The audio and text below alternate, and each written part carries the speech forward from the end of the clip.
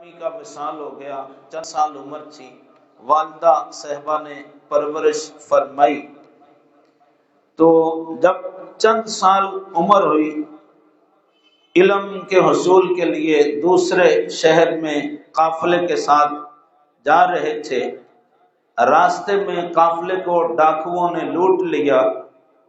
آپ کی عمر بچپن کی تھی، چند سال عمر ہے، ایک ڈاکو آپ کے پاس بھی آیا، کہا بچے تیرے پاس بھی کچھ ہے؟ تو آپ نے فرمایا میرے پاس سونے کے 40 روپے ہیں۔ کہاں ہیں؟ تو آپ نے فرمایا میری بغل کے اندر میری امی نے قمیض کے ساتھ سلائی کر دی ہیں، تو میرے پاس ہیں۔ ڈاکو بڑا حیران ہوا، کہا واقعی بچے تیرے پاس سونے کے 40 دینار ہیں، سونے کے 40 روپے؟ اشرفیاں اس وقت کہتے تھے۔ کہا ہاں میرے پاس ہیں، اندر کے قمیض میں سیے ہوئے ہیں۔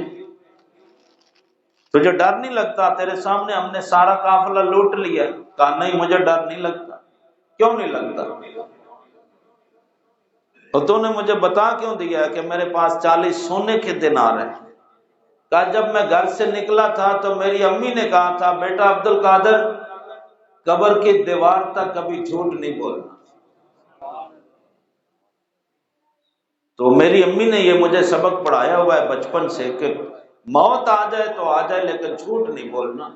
تو میں نے جھوٹ نہیں بولا، میرے پاس تم نے پوچھا ہے پیسے تو میں نے بتا دیا کہ میرے پاس ہیں۔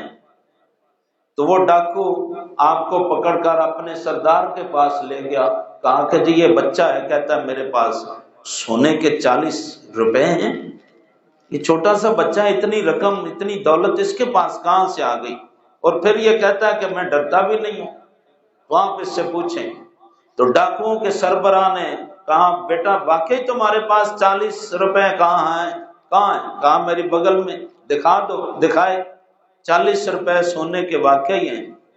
کہا بیٹے تو تیرے سامنے ہم نے سب کو لوٹا ہے، مارا بھی ہے، پیٹا بھی ہے، تو ڈرا کیوں نہیں؟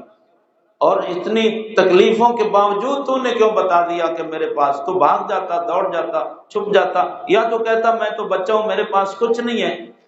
تو فرمایا نہیں، میری امی نے مجھے یہ سبق پڑھایا تھا بیٹا عبد القادر جو کچھ بھی ہو جائے، قیامت بھی آ جائے، تم نے جھوٹ نہیں بولنا، زبان پہ سچ ہی لانا ہے۔ تو اس لیے میں نے تمہیں بتا دیا، اور مجھ سے اور بھی کوئی پوچھے گا تو میں بتا دوں گا میرے پاس ہے۔ تو وہ ڈاکوؤں کا جو سربراہ تھا وہ رو پڑا، اور اس نے کہا کہ یہ اتنا سا بچہ ہو کر اپنی ماں کے کہنے کا کتنا پکا ہے۔ ایک بات ہے، یہ ایک بات ہم نے اس کے سامنے بندوں کو اتنی تکلیفیں دی ہیں، تو یہ بچہ ہو کر اپنی ماں کا نافرمان نہیں ہوا۔ ہم اتنے بڑے ہو گئے ہیں، جو اللہ ہمیں سب کچھ دیتا ہے، ہم اس رب کی نافرمانی کر رہے ہیں۔ تو فوراً وہ گرا، وہ ڈاکوؤں کا سردار شیخ عبد القادر جیلانی کے قدموں پر گرا، اور اس نے کہا کہ آپ اے بچے مجھے توبہ کراؤ، میں گزشتہ ساری زندگی کے گناہوں کی توبہ کرنا چاہتا ہوں۔ کہتے ہیں وہ 70 لوگ تھے، جب ڈاکوؤں کا سربراہ غوث اعظم کے قدموں میں گرا تو 70 کے 70 گر گئے، اور سب نے توبہ کر کے ہمیشہ کے لیے گناہوں کو چھوڑ دیا ہے۔ یہاں یہ واقعہ لکھ کر، یہ اتنی باتیں آپ نے پہلے بھی سنی ہوئی ہیں، کہتے ہیں کہ یہ جو واقعہ ہے تو فرماتے ہیں کہ اس میں ہمارے لیے ایک ہدایت ہے، ایک نہیں کئی ہدایتیں ہیں، اور وہ ہدایت یہ ہے کہ ہم جتنے بھی مشکل میں آ جائیں جھوٹ نہیں بولیں گے۔ اب 11ویں والے کا لنگر پکا لینا، 11ویں والے کی دیگ چڑھا دینا، 11ویں شریف کے نام پر بہت بڑا جلسہ کرا لینا، کوئی باہر سے علامہ صاحب بلا لینا، اپنی مسجد کے امام و خطیب سے بیان کروا لینا، اور پھر لنگر پکا کے لوگوں میں تقسیم کر دینا، اور پھر کرنے والے، انتظام کرنے والے ایک دوسرے کو مبارکباد دے دیں، کہ لو جی بہت اچھا ہوا، بڑے لوگ آئے تھے، علامہ صاحب کا بیان بہت ہوا، لیکن میں پوچھتا ہوں کہ اس محفل کے بعد کتنے لوگوں نے غوث اعظم کے نام پر سچ بولنا قبول کیا؟ کتنے لوگوں نے جھوٹ چھوڑا کہ میں آج 11ویں کی محفل میں گیا تھا، میں نے سنا کہ عبد القادر جیلانی جھوٹ نہیں بولتا تھا، آج میں ان کے دیگ کا لنگر کھا کے آیا ہوں تو میں بھی وعدہ کرتا ہوں کہ آج کے بعد میں بھی جھوٹ نہیں بولوں گا۔ کیا ہم نے یہ سبق لیا؟ اللہ تبارک و تعالیٰ کا پاک کلام آپ کی سبحان اللہ کی محبت بھری گونج میں پڑھتا ہوں، جس میں سچ بولنے کا حکم رب تعالیٰ یوں فرماتا ہے، یا ایھا الذین آمنوا اتقوا اللہ وقولوا قولا سدیدا یصلح لکم اعمالکم وَيَغْفِرْ لَكُمْ ذُنُوبَكُمْ وَمَن يُطِعِ اللَّهَ وَرَسُولَهُ فَقَدْ فَازَ فَوْزًا عَظِيمًا۔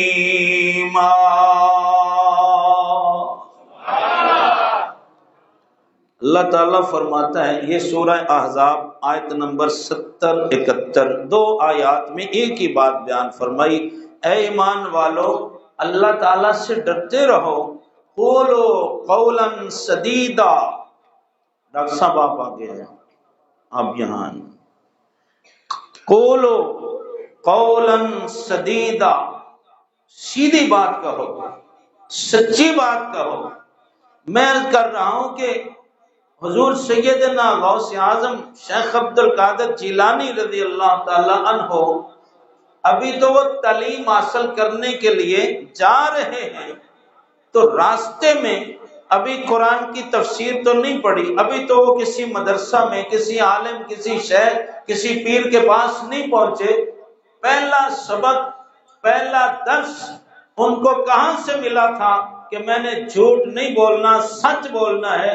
اگر آپ نے پہلے نہیں غور کیا تو میں عرض کر دیتا ہوں کہ مدرسے میں جانے سے پہلے، مسجد میں جانے سے پہلے، سکول اور کالج میں جانے سے پہلے، کسی بھی تعلیمی مرکز میں جانے سے پہلے، ہر مرد و عورت کا جو سب سے مضبوط، قابل اعتبار اور باسند تربیت کا ادارہ ہے، وہ تیری اور میری ماں کی آغوش اور میرے باپ کی زبان ہے۔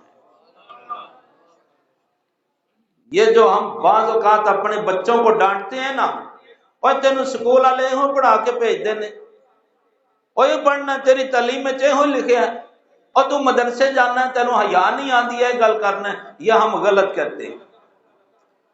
سکول والے تو بزنس مین ہیں بھائی، مدرسے والوں نے تو نصاب بنایا ہوا کہ ہم نے یہاں سے لے کر یہاں تک کتاب پڑھانی ہے۔ سکول والے جو ہیں وہ تو آپ سرجیکل کا کام کرتے ہیں، آپ لیدر کا کام کرتے ہیں، آپ امپورٹ ایکسپورٹ کا کرتے ہیں، آپ زمیندار ہیں، تو اس نے سکول بنا لیا ہے، پیسے کی کمائی ہے، یہ تو پیسے کا کاروبار ہے۔ جہاں آپ کے بچے پڑھنے کے لیے جاتے ہیں وہاں تربیت نہیں ملتی۔ سکول برا مت مانیے گا، میں بھی ایک تعلیمی ادارے سے تعلق رکھتا ہوں۔ تربیت جو قرآن اور حدیث کا جو مفہوم ہے، یہ ہمارے خاص کر آج کل کے تعلیمی ادارے یہ تربیت نہیں دے رہے۔ اگر آپ کو میری زبان پر یقین نہ آئے تو قومی اسمبلی اور سینٹ میں بیٹھے ہوئے آپ کے یہ نمائندے ہیں قوم کے، یہ کتنے کتنے بڑے پڑے ہوئے ہیں یونیورسٹیوں اور کالجوں کے، ان کی زبان آپ دیکھتے ہیں کیسی بولتے۔ یہ کوئی جاہل تو نہیں ہے، یہ ان پڑھ تو نہیں ہے، یہ تو پوری دنیا پھرتے ہیں، کسی نے وہاں سے ڈگری لی ہے، کسی نے وہاں سے ڈگری لی ہے، کسی نے وہاں سے ڈگری لی ہے۔ تربیت کا پہلا مدرسہ کہاں ہے؟ اگر میں باپ ہوں تو میری اولاد کے لیے میں مدرسہ ہوں، اگر تو باپ ہے تو اپنی اولاد کے لیے تو مدرسہ ہے۔ اگر تیرے بچے تربیت یافتہ نہیں